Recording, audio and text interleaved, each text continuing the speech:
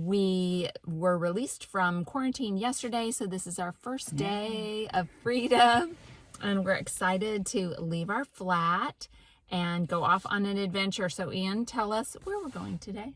We are going to 2 National Trust properties. We have National Trust membership, so we decided we're going to take advantage of that. And It's our first time using them. Yeah, first time using our membership. So we're going to go to, now I may be mispronouncing these, Tyntesfield and Dyrham Park, which are both around Bristol. When we get there, we'll ask the people there how you say those words. Yeah. And we'll let you know if we've been saying it wrong.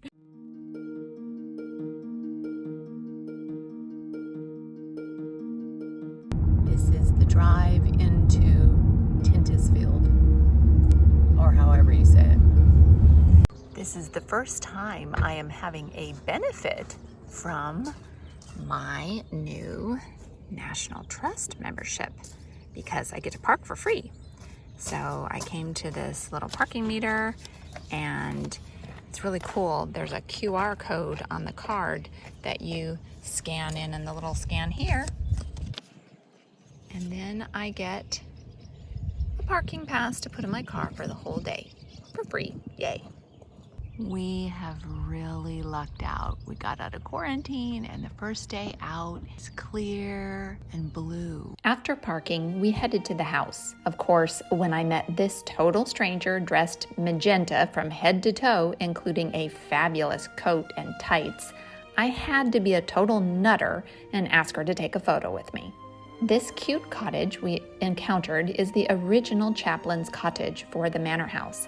It is now available as a holiday let. I kind of feel like an overexcited American who just got out of travel quarantine and is able to start wandering around for the first day. And I literally want to take pictures and video of everything because everything looks magnificent, including this church behind me. Every spire and roof edge on this church has all of this detail, and the windows are magnificent. I don't know if we're allowed to go inside, but I hope so because it's a beautiful building. First magenta flower sighting of the day. There's this sweet little house in the back garden, and I don't know what it is. It doesn't have a sign, so I don't know if it's a greenhouse or a playhouse. We explored the grounds a bit before doing the house tour. You get a nice view of the home from this end of the garden.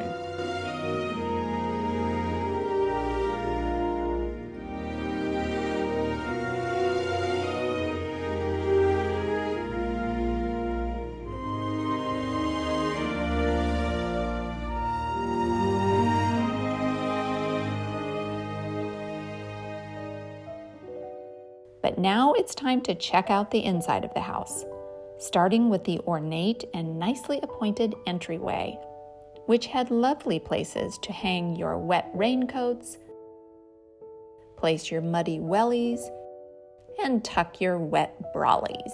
In 1844, William and Blanche Gibbs purchased Tyntesfield as a retreat from their busy lives in London.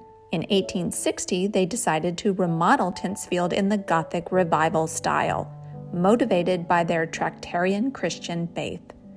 The entrance cloister with its arches and vaults definitely has the vibes of a medieval church. I also loved the sculptures just beyond the entryway.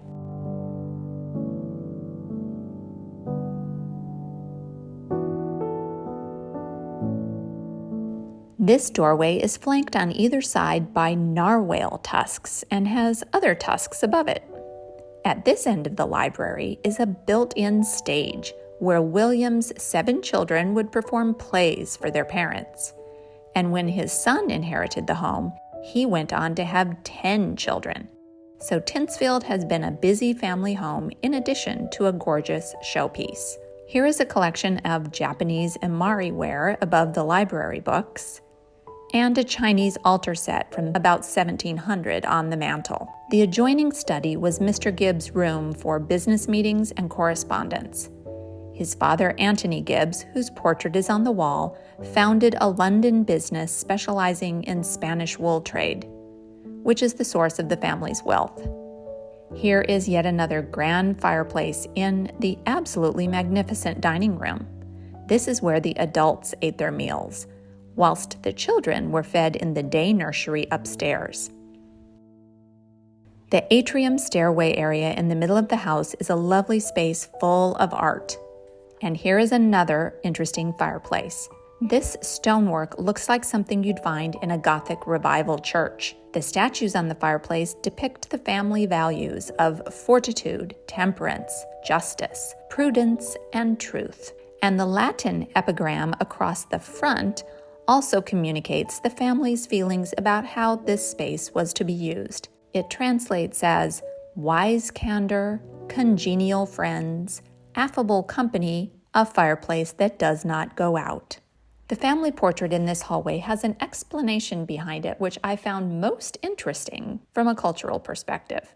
The watercolour of 3 children, the oldest, George Abraham, is the one that inherits, and with him he has his sister, and in the middle, dressed as a girl, is Hubert, his eldest brother, second brother, who stayed dressed as a girl until he could cope with boys' clothes. Because you would have had to undo your coat with buttons, you would have had to undo your waistcoat, you'd have to undo your trousers and take your braces off. You might be too late. So until you could cope, you stayed dressed as a girl with skirts, petticoats and knickers. And long curly hair. And long curly hair. And then you were ceremonially bleached with your hair cut off and dressed as a boy. About what age? 5, 6, depended how you coped. Oh my goodness. Depending on when you earned that privilege. Right. The intricate fireplaces in this home continued to fascinate me. This room was used by Mrs. Gibbs as the women's retreat. Men would only enter the room if invited. It has beautifully carved wood paneling, which depicts various South American plants. After traversing this extremely narrow and steep, winding staircase, we entered the family chapel. Turns out that tricky staircase is how the servants entered the chapel, not the family entrance. This chapel was a sacred place for the family because of their strong faith. It was a place where hymn singing was an important part of their worship, so a pipe organ was installed in the gallery above. I enjoyed looking at all the Bible scenes in the stained glass windows.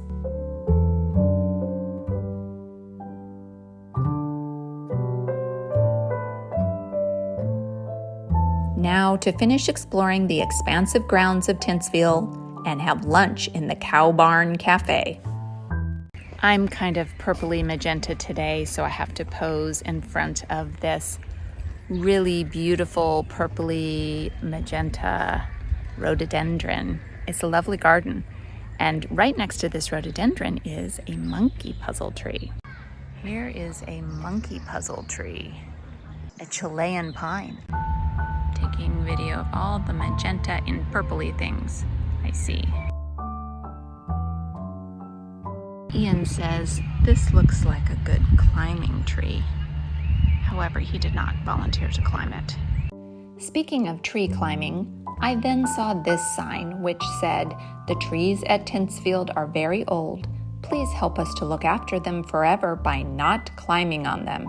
Phew! Good thing Ian didn't attempt on that last tree. Speaking of trees, this tree is incredible. It's really wide trunk and so tall. Just massive.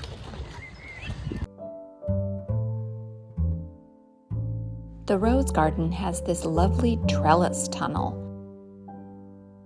from which you emerge to see the left gazebo and the right gazebo. And look, I think I see a handsome man in this one, so I shall go pay it a visit. The mosaic floor in this little gazebo is beautiful, and the tile in the background. It's quite the perfect little shady spot to hang out on a warm summer's day. You're shaded by a Japanese maple. Oh yes, pretty Japanese maple. Okay, now it's time to check out the Cow Barn Cafe. How charmingly unique that the old stall where livestock were kept is now a dining area for guests. It's always fun to see what they serve at National Trust property cafes because it's usually good stuff. Oh, rhubarb. That's a good start. And here is more rhubarb. It all looked good. The cheesy bread twists, chocolate cookies, bread pudding, and have you had National Trust flapjacks? They are always tasty. The seating area was perfect for social distancing during the COVID protocols because each party was in its own little pen. And look, there seems to be a watering device here. Maybe they can send down some rhubarb crush to us. There was this trough as well, a very fun ambiance in the whole place. We opted for some soup, a cheese bread twist, and bread pudding. A lot of carbo loading before the long hike we were about to take at Dyrham Park. One reason I wanted to visit this estate was that I heard it was used as a Poldark filming location, and I'm a big Poldark fan. I was very disappointed that during our 2020 trip to Cornwall, I wasn't able to visit any Poldark mines, so it was fun to see the rolling hills of the Dyrham Park estate and the stately manor house. After our visit here, I later watched the miniseries Sanditon, the show written based on an unfinished Jane Austen novel. I didn't realize that Sanditon was also filmed at Dyrham Park in 2019.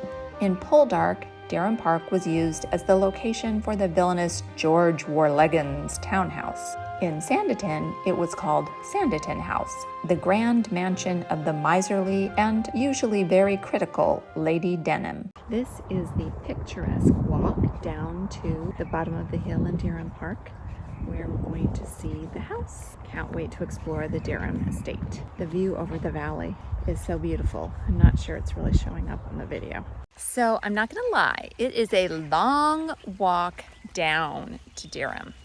It's lovely, but it's a bit steep and a bit long. So for those who are mobility impaired, that is a consideration. But there is this sweet little tiny stream along the path that you get to look at, as well as the gorgeous manor house at the bottom of the hill you get to see.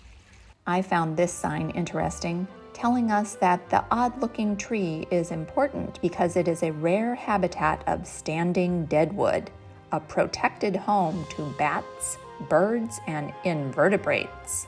The site of Dyrham Park has been a settlement since the Bronze Age, and it was the location of a significant Anglo-Saxon battle in 577.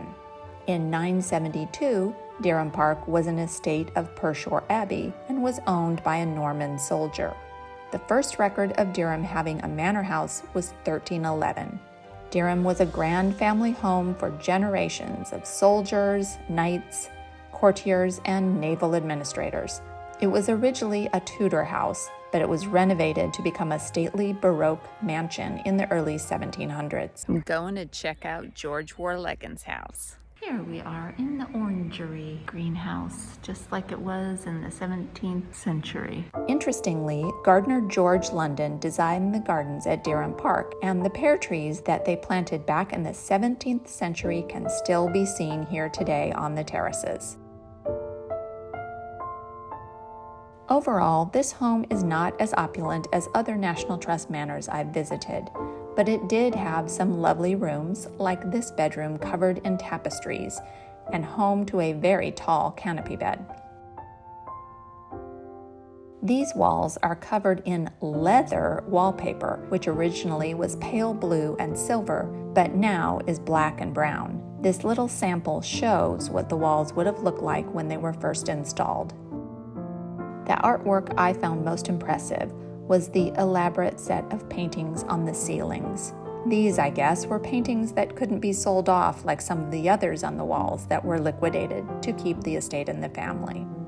There is a sad story associated with Dyrham Park in which a large herd of deer were infected with a deadly disease which recently led to their demise. So unfortunately, there are no longer deer in Dyrham Park.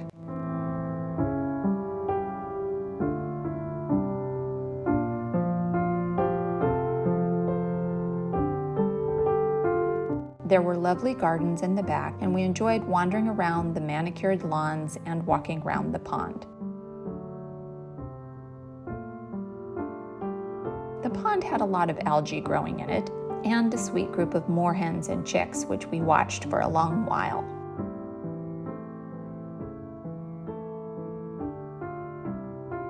Our visit was not well timed to see all the flowers in full bloom, but I did spy a few magenta blossoms and some very happy bees.